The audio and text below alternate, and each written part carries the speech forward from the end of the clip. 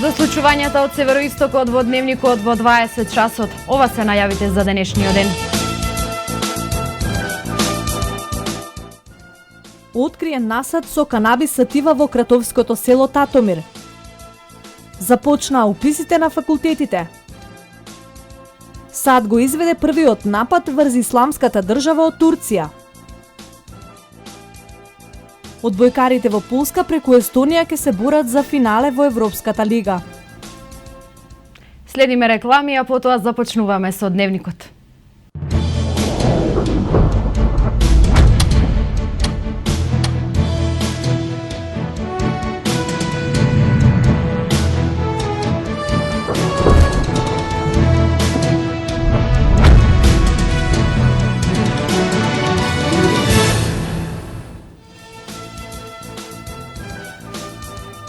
Почитувани гледачи, добро вечер. Го следите последното издание на Дневникот.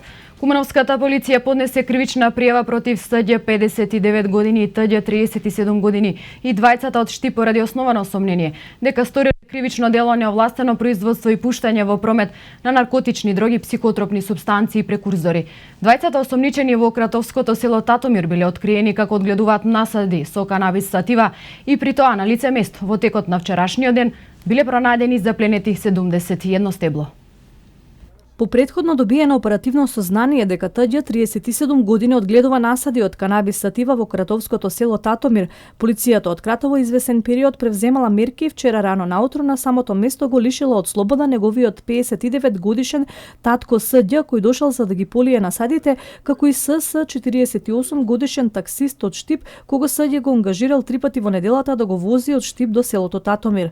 Увидна екипа на СВР Куманово на местото нашла и запленила вкупно 71 насад со канабис сатива во големина од 1 до 2,3 метри, кои се откорнати со потврда се одземени заедно со пластични канти, гумени црева, шишиња со течност за прехрана на растенијата и шприцеви.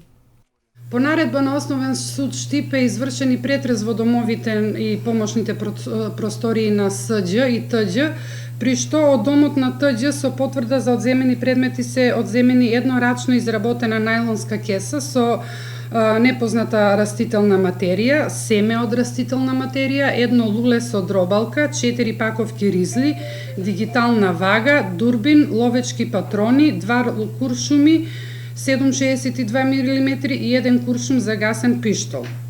Во останатите простории се пронајдени и одземени 3 засадени непознати стебла со должина од 145 до 190 см, 9 грама непозната растителна материја и 15 стари метални монети. Исто така во лозето кое е во сопственост на сторителите е пронајдена 2 стебла во должина од 90 и 100 см. Инаку ова е една од поголемите акции за откривање на нелегални произведувачи на марихуана во североисточниот регион. Од нелегалното одгледување на канабисот, двајцата осомничени инаку татко и син требало да се стекнат со противправна корис од над 30.000 евра. 59 годишниот СД е спроведен до Основното јавно обвинителство Куманово и по спроведена постапка од страна на судија. На претходна постапка му е одредена мерка притвор во траење од 30 дена, додека ТД извесен временски период не е во земјава, односно истиот престојува или во Германија или во Белгија.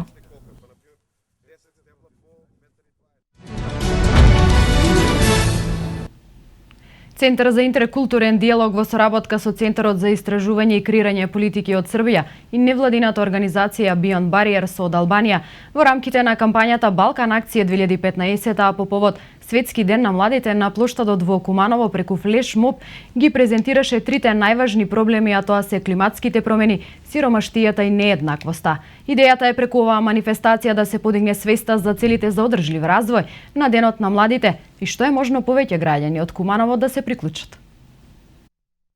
Центарот за интеркултурен диалог во соработка со Центарот за истражување и креирање политики од Србија и невладината организација Beyond Barriers од Албанија во рамките на кампањата Балкан акција 2015, а по повод Светски ден на младите на плоштадот во Куманово преку флешмоб ги презентираше најважните решенија за одржлив развој. Особено беше даден акцент на трите најважни проблеми, а тоа се климатските промени, сиромаштијата и нееднаквоста, а има за цел подигање на свеста кај младите кои треба да се усвојат овој септември на самитот на Обединети нации. Би сакале да го ја подигнеме свестоста на луѓето за тоа што се случува тука, како ние можеме да влијаеме.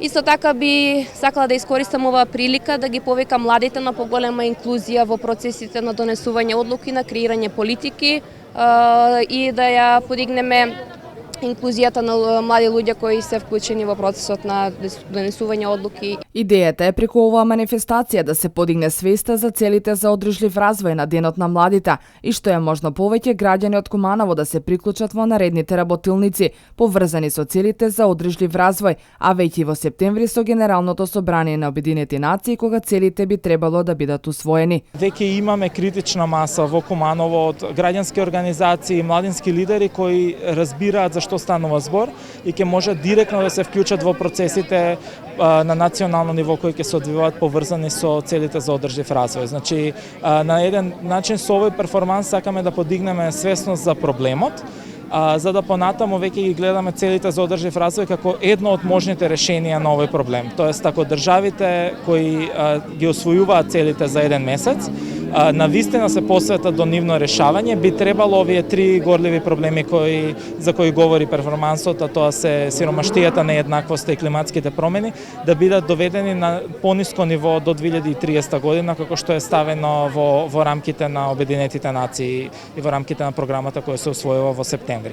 Ова е прв пат да се организира перформанс поврзан со целите за одржлив развој, бидејќи истите беа усвоени на 2 август оваа година. Станува збор за една нова развојна рамка која што би требало да го смени начинот на кој што се развиваме и како општество и како држава. И со оваа рамка целта е да не бидат изоставени граѓаните, бидејќи таа најмногу ќе влие на нас и начинот на кој што ние живееме, додаде Маневски.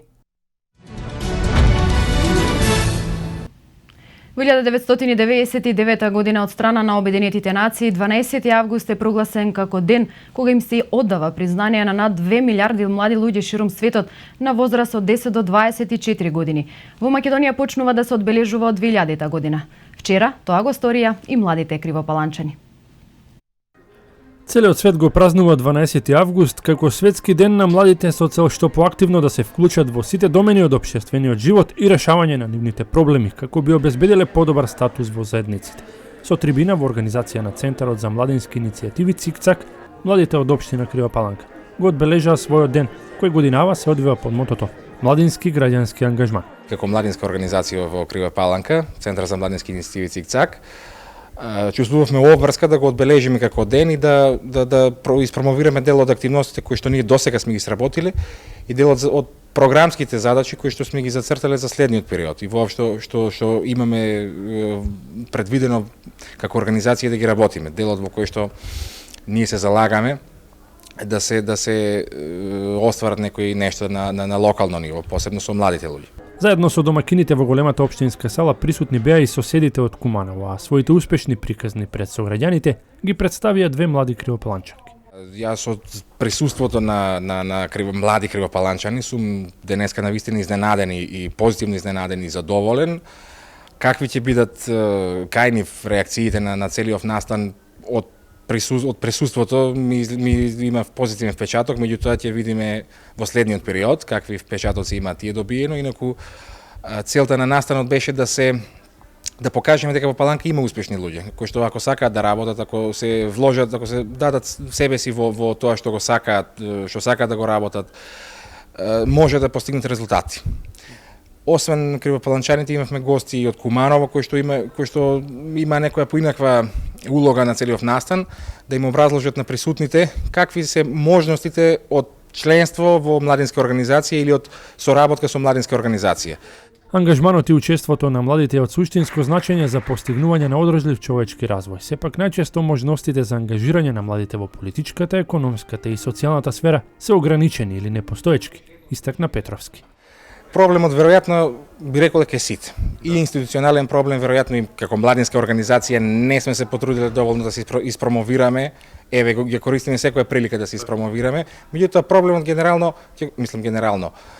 ќе го ставам не иницијативноста кај младите. Ако тие се заинтересирани, имаат желба да направат нешто, треба да се борат за тоа.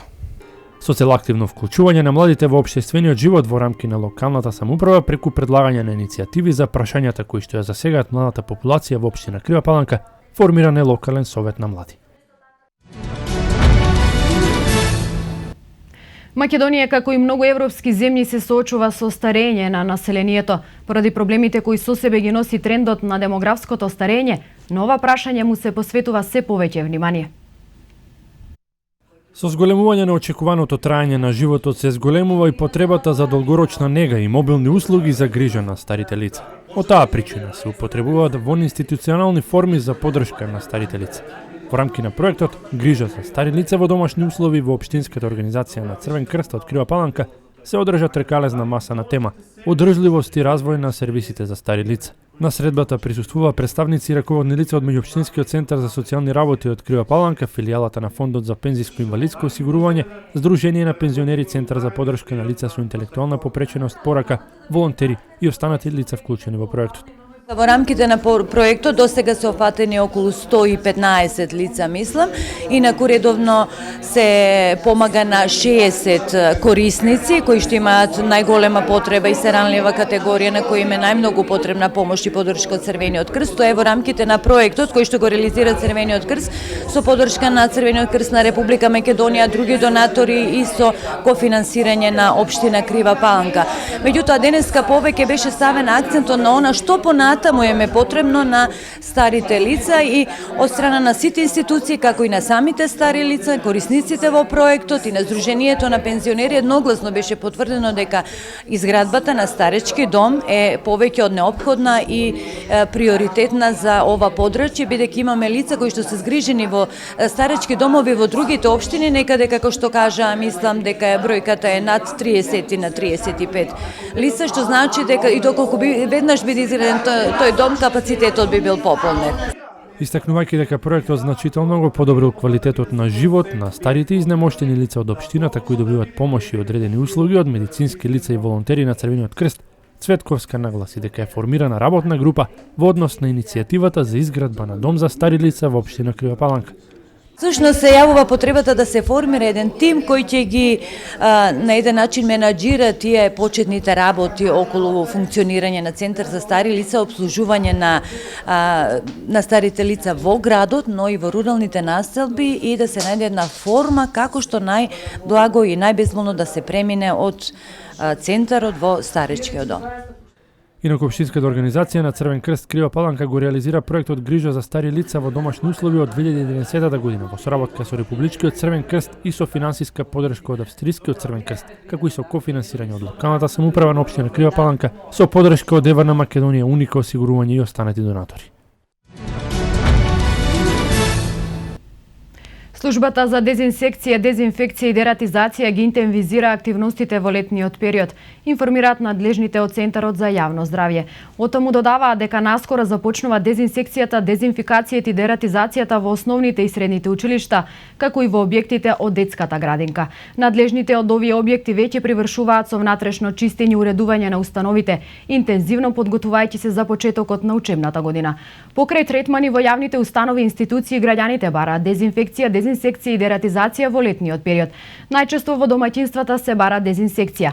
Неминовно и објектите каде се подготвува и складира и преработува храна, како што се ресторани, сендвичари, информираат од службата за епидемиологија. Од Центарот за јавно здравје пак информираат дека наредната недела ќе се изврши втората фаза на терастична дезинсекција во општините Старо Нагоричане и Ранковце, додека во општината Липково целосно е завршена. Пријавувањето на кандидатите во првиот рок е денеска и утре на универзитетите во Скопје и Охрид. На универзитетите во Битола и Штип пријавувањето почна вчера и ќе трае денеска и утре, а на државниот универзитет Тетово првиот уписен рок ќе биде од 18 до 21 август. Вкупно 24.952 места се слободни на 5 државни универзитети во Македонија за упис во прва година во академската 2015-2016. Пријавувањето на кандидатите во првиот рок е денеска и утре на универзитетите во Скопје и Охрид. На универзитетите во Битола и Штип пријавувањето почна вчера и ќе трае денеска и утре.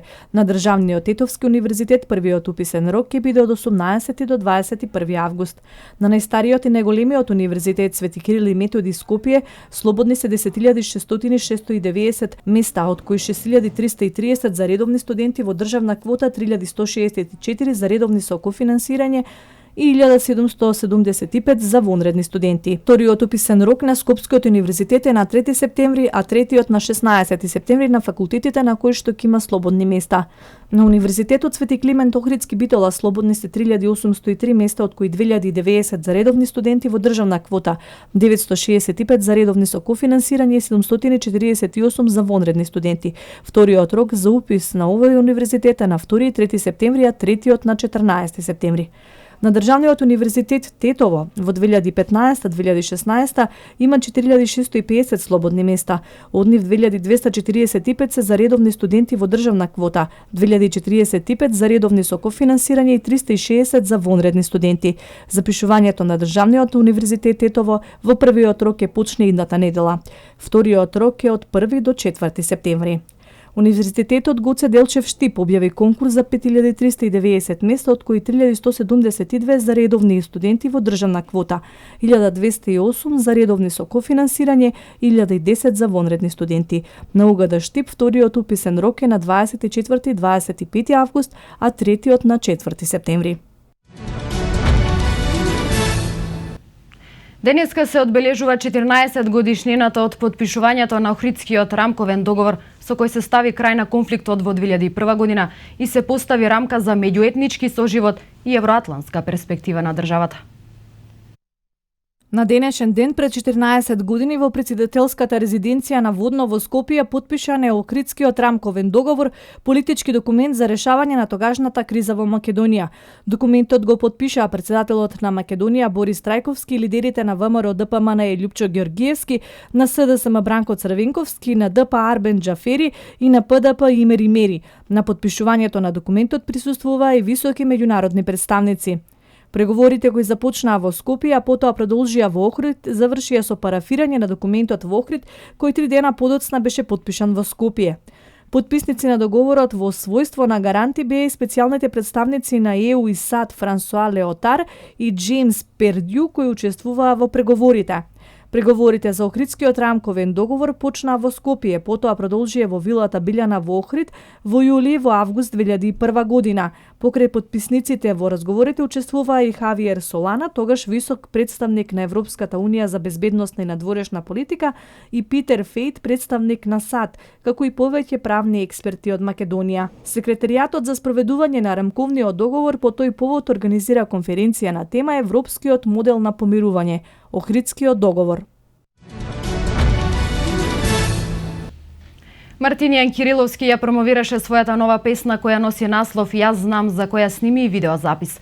Голем број на гости и колеги од шоуто од звездите на Грант и негови пријатели беа присутни на промоцијата, а за деталите од тоа како помина целиот настан во продолжение. Јас знам е насловот на песната која ја сними Мартинијан Кириловски заедно во соработка со неговиот бенд High Quality. Гости, колеги и пријатели дојдоа да му пружат поддршка и секако да ја слушнат и песната за која има и видеозапис. Филип, здраво, добре дојде во Куманово. Како се прво чувствуваш и ќе ни кажеш што очекуваш да слушнеш вечерва? Здраво, поздрав до Куманово. Многу ми е голема чест што сум тука на промоција кај мојот другар, пред се другар, па после колега Мартинијан Кириловски. Сигурен сум дека ќе слушнам нешто добро, ќе видам нешто добро, значи добра песна, добар спот. Му пожелувам многу успеси, многу вакви песни, многу спотови и дај Боже концерт. Очекувам да биде бум. Предходно ја знам песната секако, само ќе очекувам да видам добар спот и очекувам и му посакувам се најдобро и да направи албум заедно и една дуетска песна секако како што се договоривме. Одлично расположени, еве дојдовме да го погледнеме првенчето. Видео записот за Јас знам. Едве чекам да го погледнам, пошто песната веќе ја знам, одлична е, ќе се уверите во тоа. Позитивни коментари, искрени честитки и најава дека песната е нов летен хит кој високо ќе котира на македонските топ листи, му посакаа сите оние кои беа на промоцијата. Јас сум импресиониран, навистина песнава звучи фантастично и продукцијски спотот е одличен. А за Мартина нема што да се каже, знаеме дека е проверен пејач и дека е кул и дека одлично звучи. Ми се свиѓа највеќе рефренот, преубав е, Мартинијан преубав пее секако и се најдобро. Да, супер е, супер. Преубава. Мислиш дека ќе стане летен хит? Па, ако се зборува за Мартинијан, сигурно, да. Задоволен и пред се благодарен до сите кои беа присутни и до оние кои помогнаа да се реализира целиот настан е секако и виновникот за песната Мартинијан, кој по промоцијата го најави својот настап на Охридскиот фестивал. Да ви кажам, најискрено сум задоволен многу. И благодарам на сите што беа можеа да дојдат и благодарам на моите спонзори. Ги има многу, може да ги видат на спотот и во целата програма. Ви благодарам многу уште еднаш и на вас. Надевам исто така дека ќе успе ова песма да стане вистински летен хит. Тај не и летен, ни целоден. Освен ова промоција, исто така ќе настапувам и на Охридски фестивал, кој е од 23 до 26 август. Многу ми е мило што ќе можам да искам една песна од моја драга композиторка. Автор на музиката и текстот е Филип Антевски, додека аранжманот е во подпис на самиот Мартинијан Кириловски. Ова е негов прв видеозапис кој се снимаше на неколку локации во Куманово.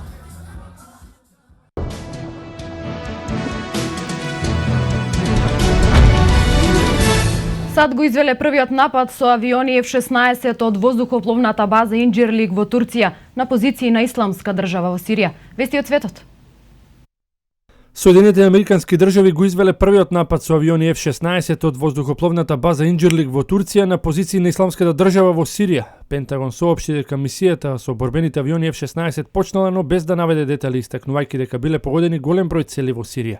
По неколку месеци преговарање на Вашингтон и на Анкара, турската влада на крајот на јули се согласи да дозволи стационирање на американското воздухопловство во таа база на југот на Турција. Авионите со приближно 300 припадници на екипаж се распоредени во Инџирлик од една база во Италија. Швајцарија укинува дел од санкциите против Иран во знак на, како што е соопштено, подршка на договорот меѓу Техеран и 6 светски сили за иранската нуклеарна програма. Владата на оваа неутрална земја реши меѓу другото да укине забраната за трансакција на скапоцени метали со ирански државни фирми, како и задолжителното пријавување на трговијата со нафтени производи. Швајцарската влада наведува дека е заинтересирана за продлабочување на односите со Иран, но оти го задржува правото повторно да воведе санкции доколку пропадне иранскиот нуклеарен договор. 3 лица се хоспитализирани, вклучувајќи едно дете по експлозијата на подводен нафтовод во југоисточниот дел на Москва. Според информациите на теренот најпрво дошло до излевање на нафта во реката, а потоа и до голем пожар. Столпот црн чад неколку часа се издигнуваше стотици метри во височина. До пожарот наводно дошло откако околниот оган од запалена трева се прошило до излеаната нафта. Граѓаните кои живеат во близина тврдат дека пред пожарот дошло до експлозија. Во пожарот никој не е повреден, но 3 лица се хоспитализирани поради респираторни проблеми.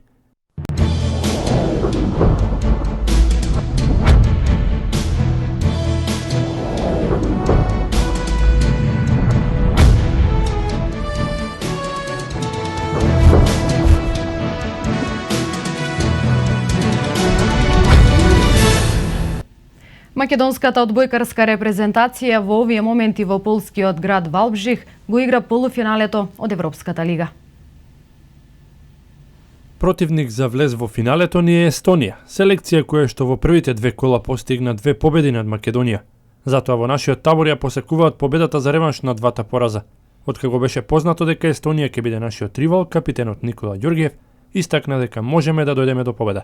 Тие се фаворити, но ние ако успееме да ја наметнеме нашата игра, можеме да се избориме конечно македонската одбојка да игра финале. Сите треба да искористиме оваа шанса, додаде предводникот Ѓоргиев. Естонија со максимални 10 победи ја заврши групата, додека Македонија, која оваа година надпреварите ги почна без контролен дуел, од надпревар во надпревар игра се подобро. Во анализата за оваа полуфинална двојка од стручниот штаб на Полска истакна дека Естонија е фаворит поради можноста да игра со 12 играчи, додека Македонија е селекција која постојано го подигнува нивото на игра. Инаку во првото полуфинале од 17 часот играат домакинот Полска и Словенија. Победниците ќе играат во утрешното финале со почеток од 20 часот, додека поразените ќе играат во дуелот за третото место со почеток од 17 часот. Градот Скопје и Македонија од денеска до 23 август ќе бидат домаќини на Европското првенство во ракомет за кадетки ракометарки до 17 години. Купно 16 репрезентации ќе настапат на шампионатот, а надпреварите ќе се играат во спортскиот центар Јане Сандански во спортскиот центар Борис Трајковски. Репрезентацијата на Македонија се наоѓа во групата А, заедно со Шведска, Словенија и со Чешка. Б групата ја сочинуваат Русија, Романија, Германија и Шпанија. С сегментот Португалија, Хрватска, Холандија и Франција, а Д друштвото Данска, Норвешка, Унгарија и Словачка. Македонија надпреварите од групата ќе ги игра во спортскиот центар Јане Сандански. Во рамките на првото коло, нашата репрезентација вечерва игра против Шведска.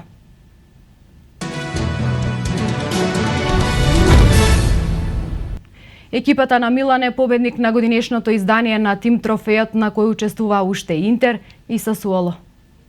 Во првиот меч росонерите со 2-1 го совладаа градскиот ривал Интер. Бертолачи во четвртата и Бака во 22-та минута беа стрелци на головите за Милан, додека за нероадзурите во 33-та минута погоди Брозович. На втората пресметка Сасуоло со голот на Дефрел во 24-та минута беше подобар од Интер, по обезбеди финале со Милан. Во финалето Сасуоло поведе по 7 минути игра со голот на Данкан, а за израмнување се погрижи Ночерино со гол во самиот финиш. По изведувањето на пеналите, Милан славеше со 4-3, со што втора година поред го освои Тим Трофеот. Инаку овој турнир традиционално се игра пред почетокот на секоја сезона од 2001 година. Според правилата, мечевите траат по 45 минути, а трите екипи играат меѓусебни надпревари. На почетокот учесник на овој турнир беше Јувентус, но тимот од Торино се откажа, па неговото место го зазема Сасуоло. Фудбалскиот сојуз на Финска го именуваше шведскиот фудбалски стручњак Ханс Баке за нов селектор на фудбалската селекција на земјата. Баке на клубата на Финска ќе го замени Микс Пателаинен, кој беше сменет во јуни поради слабите резултати. 63-годишниот шведенец во текот на кариерата досега водеше бројни клубови, меѓу другите Џургарден, Молде, Хамарби, Аик, Алборг, Копенхаген, Панатинаикос и Њујорк. Беше асистент и во Манчестер Сити и во репрезентацијата на Мексико, а има работено и како коментатор во шведската телевизија. Финска моментно е на четвртото место на табелата од групата Ф од квалификациите за Европското првенство 2016 година со 4 поени, 10 помалку од водечката селекција на Романија. Следниот надпревар на селекцијата на Финска се игра на 4 септември, кога гостува кај Грција. УЕФА соопшти дека ја скратила широката листа на номинирани за играч на сезоната, што заврши во мај на тројца, и тоа Меси, Суарез и Роналдо. Изборот заврши за Буфон, Пирло, Погба, Тевес и за Видал, а покрај нив кандидат беше и Еден Азар, како единствен фудбалер покрај Роналдо, кој што не играл во финалето на Лигата на шампиони, а сепак беше номиниран. Специјално жири ке гласа за Меси, Роналдо или за Суарез на 27 август, за кога е закажана и ждрепката во Лигата на шампионите.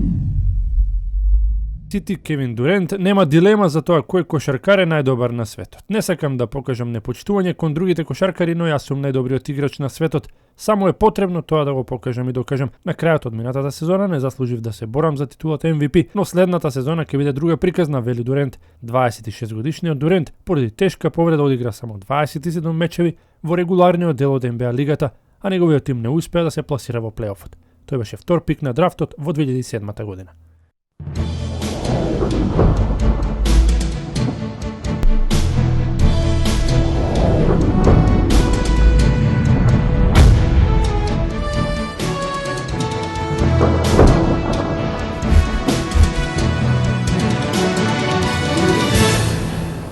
Повестите од спортот да проследиме и метео за североистокот.